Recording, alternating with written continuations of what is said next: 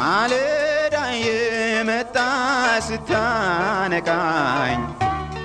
እንደምን አደራችሁ ክቡራትና ክቡራን የምፅዓቱ አዋጅ ነጋሪ አገልግሎት አድማጮቻችን፣ ሰላም ለእናንተ ይሁን። የማለዳ ቁርሳችንን አሁን ጀምረናል። አዘጋጅ እና አቅራቢ ፓስተር አለማየሁ ነሞ። መልካም ጊዜ ሆነላችሁ። ከሕይወት ምንጭ ውሃ ስታረካኝ። ሰላም ጤና ይስጥልን፣ እንደምን አደራችሁ። ይህ በምፅዓቱ አዋጅ ነጋሪ አገልግሎት እየተዘጋጀ የሚቀርብ የማለዳ ቁርስ ፕሮግራማችን ነው። ወደ ዛሬው የማለዳ ቁርስ ፕሮግራም ከማለፋችን በፊት ይህንን ማለዳ የሰጠንንና በምሕረትና በቸርነቱ ጠብቆ ለዚህ ማለዳ ያበቃንን እግዚአብሔር አምላካችንንና አባታችንን አብረን አመስግነን ወደ ዛሬው የማለዳ ቁርስ እናልፋለን። የዘላለም አምላክ እግዚአብሔር ሆይ በጌታ በኢየሱስ ክርስቶስ ስም ስለሰጠን ስለዚች ስለተባረከች ማለዳ፣ ስለተደረገልን ምሕረትና ቸርነት፣ ስለበዛልን ጸጋ በልጅህ በኢየሱስ ክርስቶስ ስም እናመሰግንሃለን።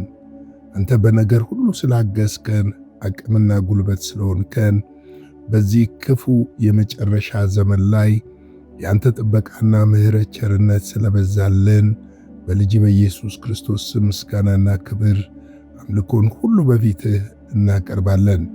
እነሆ ዛሬ ደግሞ ሕያውና ቅዱስ የሆነውን ቃልህን እንድታስተምረን፣ በቃልህ ሕይወታችንን እንድታንጸው፣ መንገዳችንን እንድታቀናልን፣ ቸርነትህን እንድትገልጥልን በኢየሱስ ክርስቶስ ስም እንጠይቃለን። ይህ ቃል በክርስቶስ ኢየሱስ ስም የተባረከ ይሁን። ሁሉን ለስም ክብር አደረግነው። ጊዜውን ለአንተ አሳልፈን ሰጠን። በምትወደው ልጅህ በመድኃኒታችን በኢየሱስ ክርስቶስ ስም አሜን።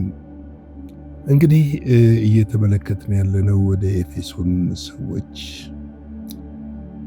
ምዕራፍ 2 ነው። የኤፌሶን መጽሐፍ ምዕራፍ 2 እየተመለከትን ያለነው። በዚህ ክፍል ላይ እንግዲህ በትናንትናው ዕለት ቁጥር 10 ነበር የተመለከትነው። እንግዲህ ቁጥር 10 እኛ ፍጥረቱ ነንና እንመላለስበት ዘንድ እግዚአብሔር አስቀድሞ ያዘጋጀውን መልካሙን ሥራ ለማድረግ በክርስቶስ ኢየሱስ ተፈጠርን ይላል። እንግዲህ እኛ ምንድነን አለ?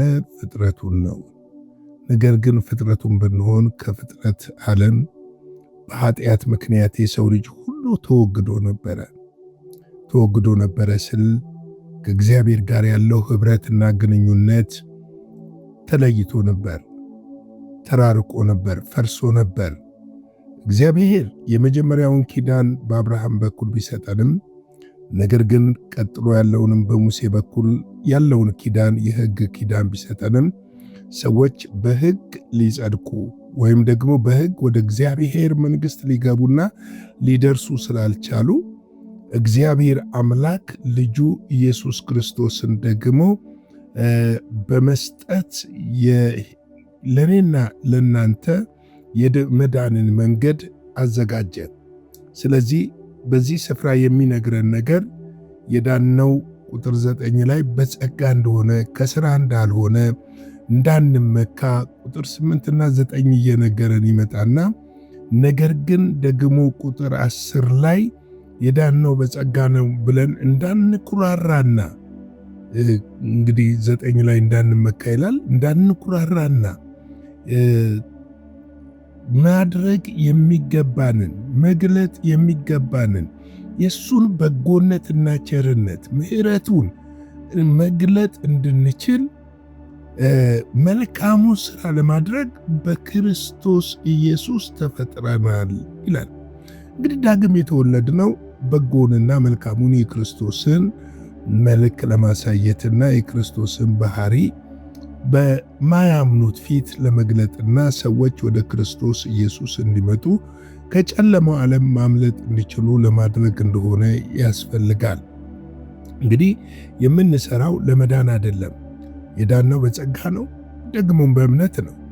ነገር ግን የምንሰራው ከዳን በኋላ የመዳናችንን ምስክርነት ወይም ደግሞ እንዲህ ብንለው ይቀላል፣ ስለተደረገልን በጎነትና መልካምነት ያንን በጎነትና መልካምነት እኛ ደግሞ በእኛም በኩል መመለስ እንድንችል ማለት ነው።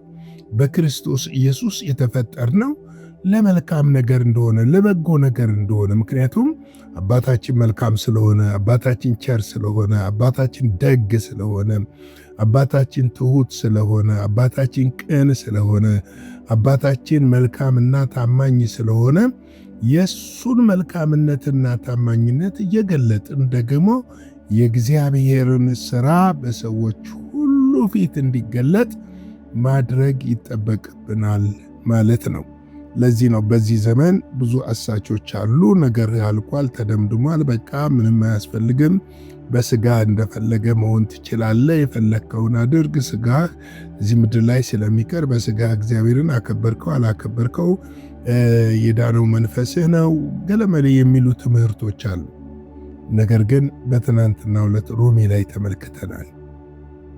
ብልቶቻችሁን ሕያውና ቅዱስ መስዋዕት አድርጋችሁ ለእግዚአብሔር አቅርቡ ይለናል በግልጽ መጽሐፍ ቅዱስ የሚነግረንና በዚህ ረገድ እንደ እግዚአብሔር ሰው ምክር ለመስጠት ያህል ከፍተኛ ጥንቃቄ ልናደርግ ይገባል ብዬ አስባለሁ። እንግዲህ ዛሬ የምንመለከተው ቁጥር 11 ነው። ስለዚህ ይላል እንግዲህ ከላይ ጋር የተያያዘ ስለሆን እናንተ አስቀድሞ በሥጋ አሕዛብ የነበራችሁ በሥጋ በእጅ የተገረዙ በተባሉት ያልተገረዘ የተባላችሁ ይህንን አስቡ ይለናል። እንግዲህ ስለ መገረዝ ትንሽ እናውራ። እንግዲህ የመገረዝ ኪዳን የመጣው አብርሃም ላይ ነው። ዘፍጥረት 17 ላይ ነው የመገረዝ ኪዳን የተነገረው። በእግዚአብሔርና በአብርሃም መካከል ሁለቱ ኪዳን በሚገቡበት ሰዓት በእኔና በአንተ መካከል የሚሆነው ኪዳን ይሄ ነው፣ በቤቴ ያሉት ወንድ ልጆች ሁሉ ሸለፈታቸውን ይገረዙ ብሎ እግዚአብሔር ትእዛዝ ሰጠ። ያ የመገረዝ ምልክት ደግሞ ደም ስለፈሰሰ ኪዳን እንዲሆን ይሄ ነው ኪዳን ብሎ እግዚአብሔር አምላክ ያንን ኪዳን ሰጥቷል። ስለዚህ ነው ብዙ ጊዜ አይታችሁ እንደሆነ በሐዋርያት አገልግሎት ዘመን ውስጥ አይሁዳውያኖች እነሱ የኪዳን ልጆች እንደሆኑ ጌታ ኢየሱስ ክርስቶስን በምድር ላይ በነበረ ጊዜ ዮሐንስ ወንጌል ምዕራፍ 8 ሄዳችሁ ማንበብ ትችላላችሁ። እኛ እኮ አንዳችም ኃጢአት በደል አልሰራንም የአብርሃም ልጆች ነን ብለው በአብርሃም ኪዳን በሙሴ ሕግ ይክራሩ እንደነበረ መመልከት ይቻላል። ነገር ግን ሁለቱንም ፈጽመውታል ማለት አይቻልም እና ስለዚህ ያንን ኪዳን ሁልጊዜ አሕዛብን የሚያሸማቅቁባቸው ምክንያቶች ያ ኪዳን በእነርሱ ሕይወት የመገረዝ ኪዳን ስለተሰጣቸው ሌላውን ያልተገረዘ ትባላላችሁ ይላል። እንግዲህ ይህንን ደግሞ ገላትያ ምዕራፍ 2 ጀምሮ ደግሞ ስናጠና ገላትያ ላይ ምዕራፍ 3 ላይ እንደውም ሄደን ስንመለከት ማን አዚም አደረገባችሁ? ክርስቶስ በውስጣችሁ በልባችሁ በአእምሯችሁ ተስሎ አልነበረም ወይ? ከምኔ ወደዚህ ዞር አላችሁ ብሎ እየተናገራቸው እንመለከታለን። ይሄው ምንድን ነው? አይሁዶች ከኢየሩሳሌም ወርደው የሙሴን ሕግ እንዲቀበሉ የመገረዝን ሕግ እንዲቀበሉ መገረዝ እንዳለባቸው እንደዚህ አይነት ነገር እንመለከታለን። እንደውም መገረዝ የሚፈልግ ይቆረጥ የሚል ሐሳብም ጳውሎስ ሲያነሳ እንመለከታለን። እነዚህ ነገሮችን ስንመለከታቸው ምንድነው የምንማረው ብለን ስንመለከት ለአንዴና ለዘላለም ኪዳን የሆነው የኢየሱስ ክርስቶስ ደም ለኛ ፈሶልናል። የኛና የክርስቶስ ኪዳን በክርስቶስ ኢየሱስ ደም በመንፈስ ቅዱስ የታተመ እንደሆነ ልናውቅና ልንገነዘብ ያስፈልገናል። አሁን በእኛ ላይ የሚሠራው ኪዳን የክርስቶስ ኢየሱስ ኪዳን ነው። እርሱም በደሙ ከእግዚአብሔር ጋር አስታረቀን፣ ስለኛም በአብ ዘንድ ይማልዳል። እንግዲህ የሊቀ ካህን ሆኖ ደሙን ይዞ ወደ አብ ገብቷል። በዛ በሰማይ ስለኛ ሲማልድ በመንፈስ ደግሞ ከኛ ጋር በዚህ ምድር እንዳለ ልንረዳና ልንገነዘብ ያስፈልጋል። አሁን የተገረዘ ያልተገረዘ የለም። አይሁድ፣ ግሪክ፣ ጨዋ፣ ባሪያ፣ አሕዛብ የሚባል ነገር የለም። የኃጢአትን ግድግዳ በማፍረስ ሁሉን ከእግዚአብሔር ጋር አስታርቋልና ያ ደግሞ የመዳናችን እውነትና ምልክት እንደሆነ ልናውቅ ያስፈልጋል ማለት እወዳለሁ። እንግዲህ እኛ አሕዛቦች ሆነን ወደ እግዚአብሔር መንግሥት እንድንገባ መንገድና ምክንያት የሆነን ኢየሱስ ክርስቶስ እንደሆነ ልናውቅ ያስፈልጋል። ለዚህ ነው ብዙ ጊዜ አይሁድ በመገረዛቸው ይኩራሩ ነበረ። ነገር ግን መገረዙን የአብርሃም ኪዳን በክርስቶስ ኢየሱስ ኪዳን እንደተለወጠ አላወቁም። የብሉይ ኪዳኑ በአዲስ ኪዳን በክርስቶስ ደም እንደታተመና እርሱ የእግዚአብሔር በግ ሆኖ ስለ ሁላችን አንዴና መጨረሻ መሥዋዕት መክፈሉን አልተረዱትም ነበረ። ስለዚህ ነው በሥጋ በእጅ የተገረዙት በተባሉት ያልተገረዘ የተባላችሁ ይህንን አስቡ ብሎን የሚነግረን። ኤፌሶን 2:1-2 ላይ በበደላችሁና በኃጢአታችሁ ሙታን ነበራችሁ፣ በእነርሱም በዚህ ዓለም እንዳሉ ኑሮ በማይታዘዙ ልጆች ላይ አሁን ለሚሠራው የመንፈስ አለቃ እንደሆነው በአየር ላይ ሥልጣን እንዳለው አለቃ ፈቃድ በፊቱ ምን ሆናችሁ ትመላለሰባቸው ነበራችሁ። ስለዚህ እናንተ የጥፋት ልጆች ነበራችሁ። የጥፋት ልጅ የሚለው ሁሉንም ነው፣ የሰው ዘር በሙሉ።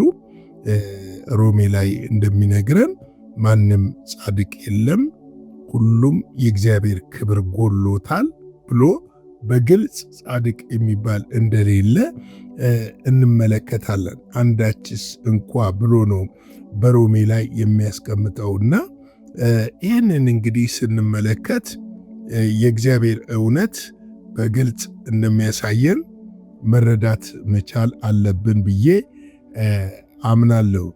እንግዲህ እንደዚህ ይላል፣ ሁሉም ኃጢአትን ሰርቷል። ሮሜ 8:23 ሁሉም ኃጢአትን ሰርቷልና የእግዚአብሔርን ክብር ጎድሏቸዋልና። አንድም የሚገርማችሁ በኢየሱስ ክርስቶስ በሆነው ቤዛነት በኩል እንዲያው በጸጋ ምን ይሆናሉ? ይጸድቃል። እርሱም እግዚአብሔር በእምነት የሚገኘውን በደሙም የሆነውን ማስተሰረያ አድርጎ አቆመው። ይህም በፊት የተደረገውን ኃጢአት በእግዚአብሔር ችሎታ ስለመተው ጽድቅን ያሳይ ዘንድ ነው ብሎ በግልጽ ይነግረናል። እንግዲህ በዚህ ክፍል ላይ እየተመለከትን ያለነው ነገር በደንብ ልንረዳው ያስፈልጋል ብዬ አምናለሁ። ምክንያቱም እኛ የዳንበት እኛ ወደ እግዚአብሔር መንግሥት የገባንበት መንገድ በመገረዝ ወይም ደግሞ አይሁዶች በዛ በፊት ባለው በመገረዝ ኪዳን ሳይሆን እኛ የገባነው በልጁ በኢየሱስ ክርስቶስ ደም እንደሆነ የተገረዘ ያልተገረዘ አይሁድ፣ ጨዋ፣ ባሪያ የለም። ሁሉም ምን ሆኗል? ኃጢአትን ሰርቷል፣ የእግዚአብሔርም ክብር ጎሎታል። ሁሉም በክርስቶስ ኢየሱስ በማመን የሚገኘውን ድነት ይቀበላሉ እንጂ በሌላ መንገድ መዳን እንደሌለ መጽሐፍ ቅዱሳችን በትክክል ያመለክተናል። ስለዚህ ነው እንግዲህ አሁን የተገረዘ ያልተገረዘ የሚለውን ነገር የማንመለከተው። ቆላስይስ 2:11 ላይ የሥጋ ሰውነትን መግፈፍ በክርስቶስ መገረዝ በእጅ ባልተደረገ መገረዝ ይላል። በእርሱ ሆናችሁ ደግሞ ተገርዛችኋል ይላል። በእጅ ባልሆነ የሥጋን መግፈፍ አይደለም፣ የውስጥ ግርዘት ሆኖልናል። የውስጥ ግርዘት ማለት ኃጢአትን ከውስጣችን ገርዞታል። የኃጢአትን ጉልበት የሞትን ኃይል ሰብሮታል። በእጅ ባልሆነ በክርስቶስ ኢየሱስ ደም በሆነ በማንጻት የሆነ የግርዘት ሥርዓት በእኔና በእናንተ ሕይወት ላይ ምን ሆኗል ማለት ነው? ተፈጽሟል። ስለዚህ ወገኖቼ ይህንን በደንብ ልናስብ ልንመለከት ያስፈልጋል። እንግዲህ ላይክ፣ ሼር፣ ሰብስክራይብ እያደረጋችሁ ለብዙዎች እንድታጋሩ በጌታ ፍቅር ጠይቃለሁ። አጭር ጸሎት እንጸልይና የዛሬውን የማለዳ ቁርስ በዚህ እንግታል።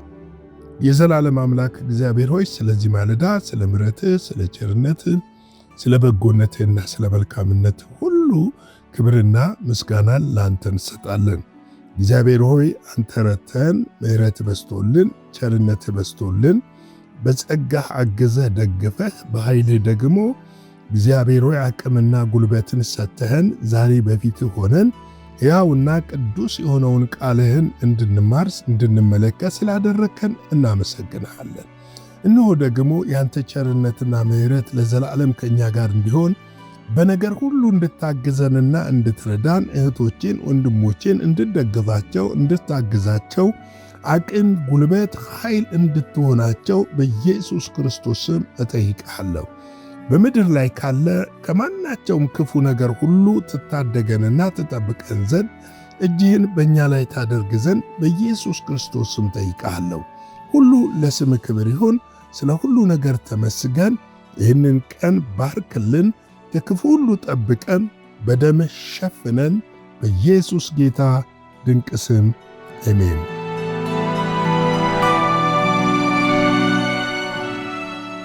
በነበረን የመልእክት ክፍለ ጊዜ እንደተባረካችሁ ተስፋ እናደርጋለን። በነገው ማለዳ በሌላ ዝግጅት እንገናኛለን። መልካም ቀን።